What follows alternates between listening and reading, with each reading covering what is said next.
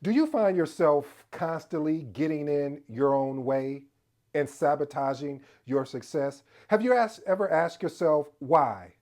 Why am I running from the best version of myself? Why? Why am I not allowing why am I allowing what people said about me to stop me from believing what I can be? Why? Why do we continue to do this to ourselves? Well, in today's life-changing episode, we're going to do a deep dive in the most common, and I do mean common, self-sabotaging behaviors that's holding you back from reaching your full potential as a project manager. Do you mind if I share a story with you? I have a really big heart for the rejected, the misfits, the ones that they said that didn't get it right, the individuals that really give it their all. They don't try, they do, because I was one of them, and still I am one of those people. And being a misfit, being someone that didn't get it right on the first time, maybe the second time or third time, we have something what you call fight. And I see a lot of times where I've worked with a project coordinator or a project manager, and they've been rejected from, uh, let's say, the A team. And being rejected, then they come over, they send them over to me to work with them, to coach with them. And one of the things that I always, right away, I find out what the issue is in 2 seconds, maybe a minute or less, is what I'm going to share here with you today. And I will actually point it out. And it's going to come up so fast. And then there's also another point at the end that you really want to pay attention to. Yes, I'm going to have you listen to the whole video. However, you can skip it, but you're going to want to listen to this whole thing because, family, this is important. No matter of fact, this is imperative because a lot of times we get in our own way and we're not even realizing we're getting in our own way. We always say that we want something, we need something, we want to develop a project or, excuse me, lead a project, and we are afraid, and which is nothing wrong with that, but we're going to have to still be afraid and step into it anyhow. So let's get into my 8 point framework. If you're new to the episode, I go by the name of ED. For all you smart and intelligent folks out there, listen, that just means Ed. I have an 8 point framework, and these 8 points, my goal, my mission, my job today is to unpack today's episode, which is entitled Self-Sabotage. Why project managers need to get out their own way. Here we go. Let's work, family. Point number one, fear of success. Message, if you're new to this episode, the meantime I say message, this is a point you want to stop. This is where you want to stop doing what you're doing.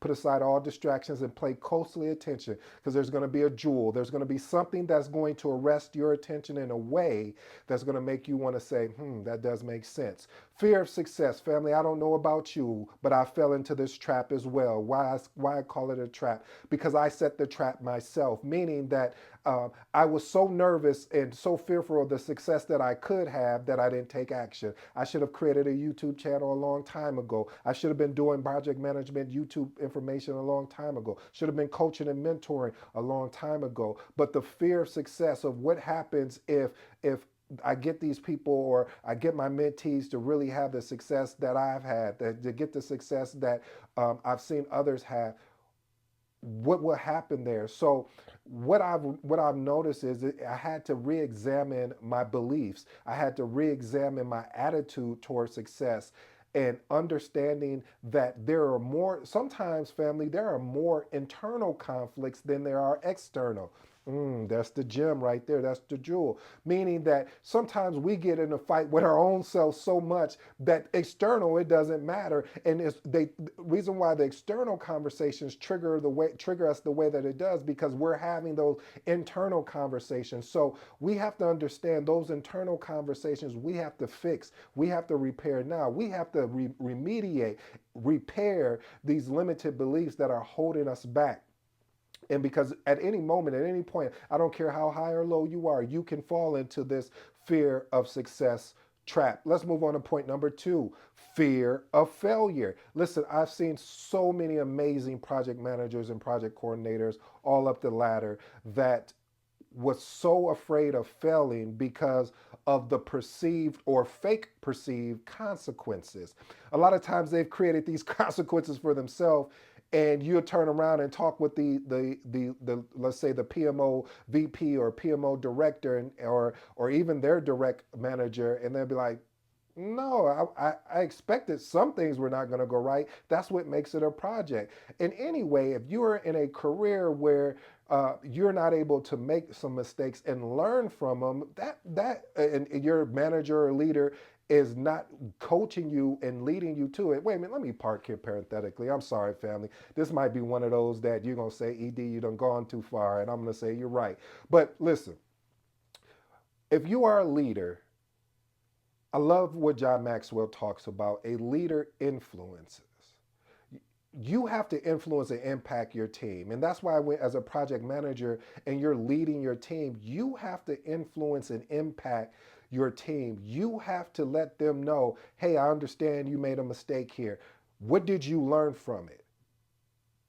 How can I support you? And let me show you how I'm going to support you.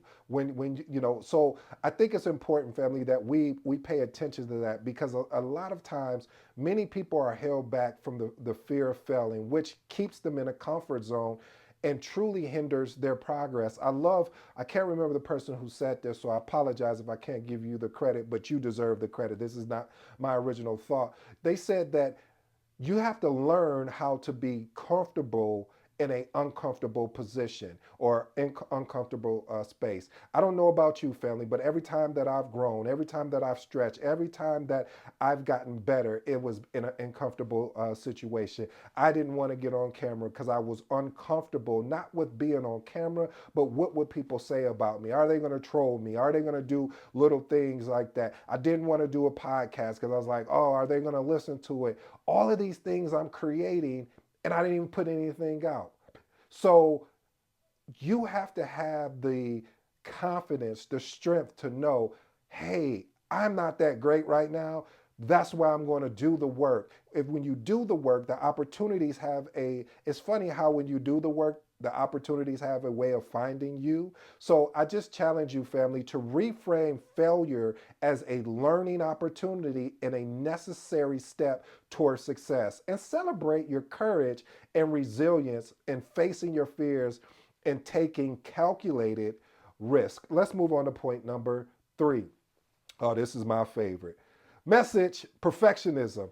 To all my perfect people out there that loves to cross the T's and dot the I's, I'm talking to you. Okay, I used to be one of you guys, but I had a mentor. I got a coach. I got a best friend named Phil that talked me out of this. He said, this is the lesson that I learned in working with Phil, is that we'll have a concept, and then we'll go straight into whether recording a video, whether putting together content, whatever that is. And the importance of that is really to really make you uncomfortable to be able to be comfortable. Remember what I shared with you earlier. You're like, okay, you're talking too fast there. I get a little excited. I apologize. What I mean by that is, family, is that just going live and actually talking about a subject that you'll find out you know more than what you thought you knew, because of the questions that are being asked to you, because of the information that is being pulled out of you. And you're like, oh man, I didn't even think about that. Hey, what about this? And the conversation sounds so much fluider versus it being scripted, versus it being a conversation where you could tell, like, yeah, they're not into it.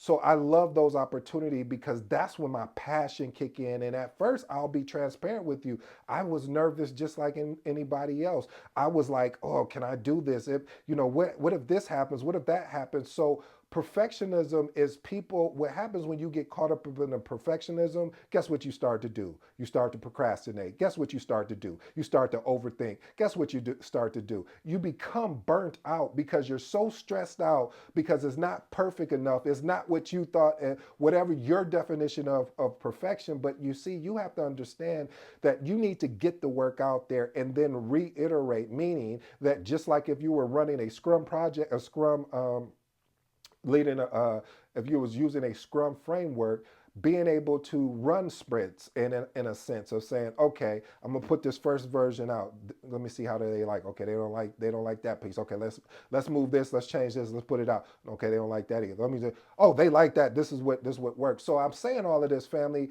because of the fact that perfectionism can really truly be a double-edged sword for project managers, especially when you're driving high standards, but also creating unrealistic expectations.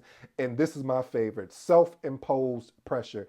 I'm all about, I'll put more pressure on myself than I'll allow anyone externally to put on me. I'm a big proponent of that. That way, whatever pressure you're coming with, it's going to be a walk in the park for me. It's going to be a skip to my loo to me. It's not going to mean anything because I've already put enough pressure on myself. I've already put enough stress, healthy stress on myself to be able to lead this project successfully. So, again, I want you to celebrate your progress, your successes along the way, and not go for being perfect. Embrace these mistakes, embrace these failures, and again, find valuable opportunities for growth.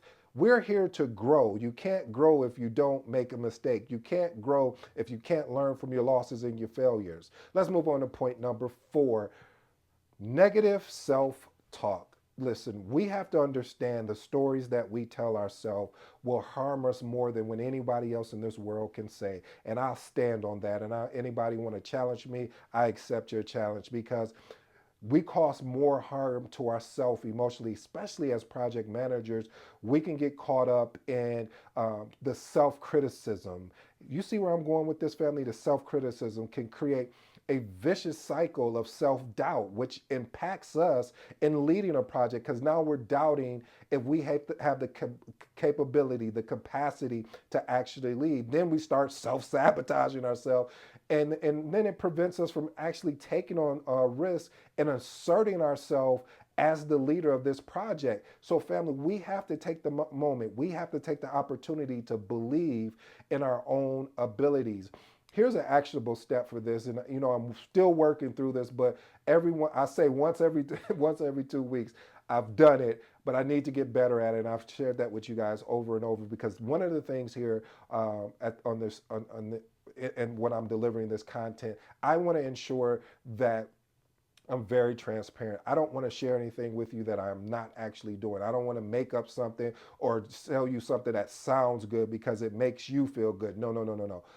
This is therapy for me. This is an opportunity to really help someone out there or help people that really want to make a change, make a difference in their lives. So this is what I would recommend: is develop a list of positive affirmations or mantras that you can really counteract the negative self-talk and reinforce your strengths, your values, your goals as a project manager. Let's move on to point number 5: lack of boundaries. Listen, as project managers, we may often feel pressure to say yes to every request, every demand, and this leads to an unsuitable workload. And we end up sacrificing our own health, relationship, as well as having a balance of work and life. I've seen it before. There's been many times where I didn't use the word no. I would take on all these projects and I just didn't have the bandwidth. I mean, when my day started, it started and it was just back to back meetings. And then at the end of the day, I'm working on the admin stuff and looking over my notes from all the different meetings and everything. Finally, I had to say, I say, listen, I appreciate, I went to my leader and I said, listen, I appreciate the confidence that you have in me. And especially this, family, if there's other project manager, you work in 5 projects and they work in 1 or 2, and they're not major projects and not, and they're not major projects because, never mind, that's a whole different conversation. But seriously, it just made me realize that I was like, listen, this is not going to work. I need some assistance. Bring another project coordinator on to support me from an admin standpoint, and I could develop them into a project manager at the same time, or we something has to change because you given me 5 projects and you gave John 2, and there's no type of balance. As his is a 6 month, 3 month project. What else is he doing at that time? So you have to have the ability to set your boundaries, because there's a lack of boundaries, especially if you're a go-getter project manager and you don't know how to learn how, you didn't never learn, or you don't want to use the word no, it's gonna stress you out, family. So here's another tactic that I want to share with you, because here we want to make sure we give you tactics and actionable items. I just don't want to talk at you. I want you to be able to take this knowledge and then apply it. So develop like a self-care plan that includes regular breaks, rest, exercise, just basically any activity to help you rejuvenate you, and make them non-negotiable. One of the things I do is I'll put it in my calendar. If there's something that I really know I need to get to, I'll put it into my calendar and ensure that I do it and block it off and say, hey, look, this is the time that I need, that I allowed it. Uh, I'm here. You see me online. So, but I just go into do not disturb. All right, let's move on to point number 6. Lack of self reflection. Project managers who lack self reflection may operate on more of an autopilot type mode, making decisions based on external expectations or pressures. And this truly can lead to a lack of fulfillment, lack of engagement, and personal growth, to be honest with you. One of the things that you want to be able to do, here's an actionable step. Again, setting aside dedicated time for self reflection. First, let's unpack what self reflection is. I apologize for that. Self reflection is basically sitting. I don't know if you want to be quiet, if you want to have some music, whatever works for you, because I've seen it work different ways, how people. But self reflection for me is really taking the time out to sit and look at my day, look at the week, at the end of the week. What did I do well? What didn't I do well? Just like if it's a lesson learned register, you're asking these type of questions, but directed at yourself. Because when you set aside dedicated time for self-reflection, this really prompts questions to think about your experiences. It really prompts questions to think about your feelings and your thoughts, because it's important to address all of that, because that way, if you're in a heated discussion, you're keeping your calm, you're being calm while the other person is losing their cool, and people are like, man, what's going on with ED? He was very calm, very professional. The other person was very disrespectful, and he still stayed the course. Now, I'm not telling you to be a doormat. What I'm saying is the importance of having the ability to find things that will allow you to understand where you're at in your journey in this thing that I love, that I hope you fall in love with, called project management. Let's move on to point number 7. This is my favorite message. I'll start on Monday. I'm sorry, family, because we all have done it.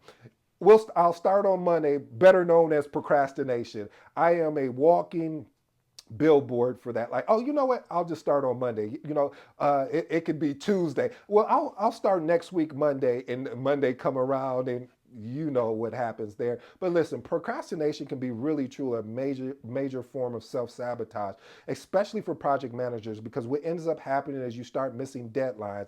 Your work is truly rushed, and then watch this, family, it starts building up increased stress levels and anxiety. So one of the things I recommend as an actionable step is really start breaking down daunting tasks into smaller manageable steps, and using time management techniques like the Pomodoro technique or time blocking. I'll tell you one of the techniques that I use. I use what you call do not disturb. I also use a technique, and I'm being serious. I know it sounds weird, but I put my phone into do not disturb when I am working on something that really truly requires my thought, and I won't procrastinate on it. All right, family, let's move on to point number 8. Resistance to feedback. Listen, family, I understand that there's a difference between, excuse me, there's a difference between overcome resistance to feedback. There's a difference between feedback and constructive criticism. Okay, let me tell you what the difference is. Feedback is somebody saying, "Hey, these are my thoughts on basically what you've done." Constructive criticism. This is my own my own opinion, the way that I look at it, and again, it may be different. Constructive criticism. I believe that you take a deeper dive into what the feedback that you're giving. But there's also another one that I'm making up on the fly, where you have people that really don't have the best intentions for you, and when they don't have the best intentions for you, they will give you misdirection, with misdirection advice. That's what I was looking for. When they give you misdirection advice, you have to be able to be professional enough to understand, is this misdirection advice, or is this really feedback, or constructive criticism? And only you can gauge that, because you have to understand, because you also first have to understand the person you're working with, or the team, the stakeholders that you're working with. Because when project managers who resist or are resistant to feedback may miss out on some valuable insights or perspectives, which could lead to opportunities to improve their skill set, their performance, as well as you may start to alienate, your team members and your stakeholders. All right, family. My last and final point, which is my bonus for you today, is lack of delegation.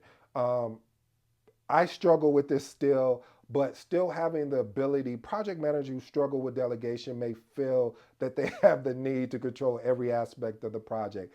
I am guilty of that, family, and it's a lot of project managers who are guilty of that. But one thing I've learned to do over the time is to really to let go.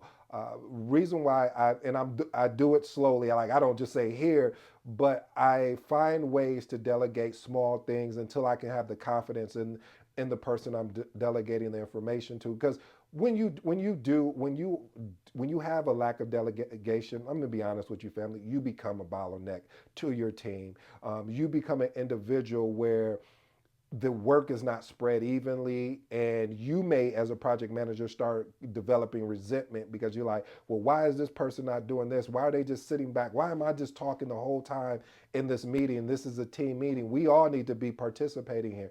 So by really delegating, you truly will have an opportunity. And I'll be honest with you, once I had a team that was solid, I had confidence in them.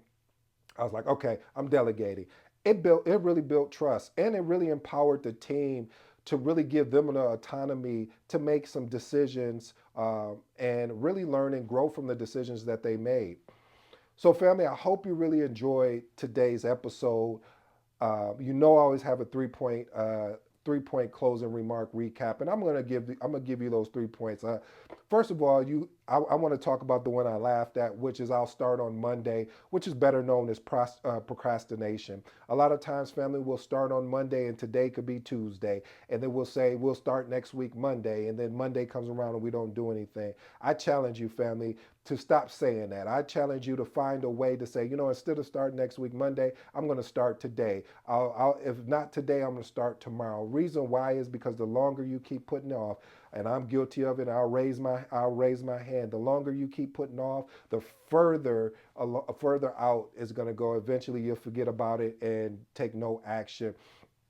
Another thing is that I recommend as well is the fear of success, family. A lot of times when you have success on a project, and leading a project, you can feel a way that, wow, I was really my team really showed up. We really delivered this project on time, on budget, within scope, and the quality was amazing.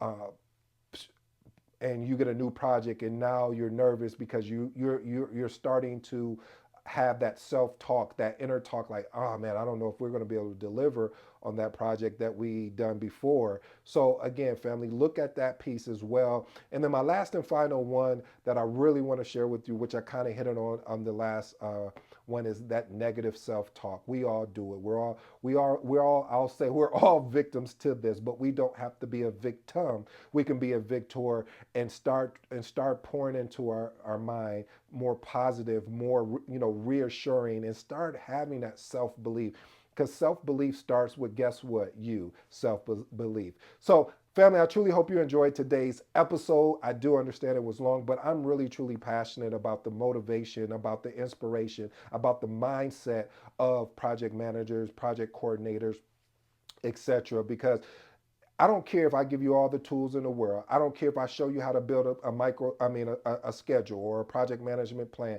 I don't care if I teach you how to do a RAID Q law. All of those things will not matter if you do not have the mindset, if you do not walk in and believing that, yes, I got this. Yes, I'm going to believe and trust in my team. I'm going to empower my stakeholders. If you cannot develop that mindset, it doesn't matter. You will not have the success that you thought you could have. Until next time, you know my slogan, family. I'm out.